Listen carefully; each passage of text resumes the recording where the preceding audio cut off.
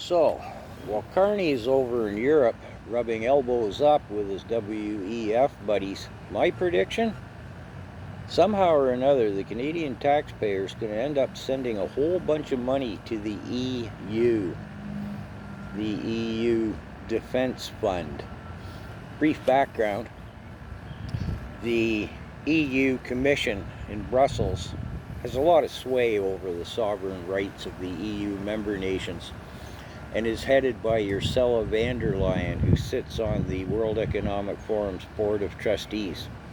Long short of it is, they want the EU member countries to somehow come up with a whole bunch of money that they don't have. $800 billion is the figure often quoted, to start buying the equipment and fund, well, what they call the fight for the preservation of democracy. The UK's in on it too, of course. Keir Starmer, their Prime Minister, is a WEF member. So my prediction, Carney will dump a bunch of our Canadian taxpayers' dollars in some fashion, whether openly or nefariously. It'll end up in the hands of the EU Commission and effectively the WEF.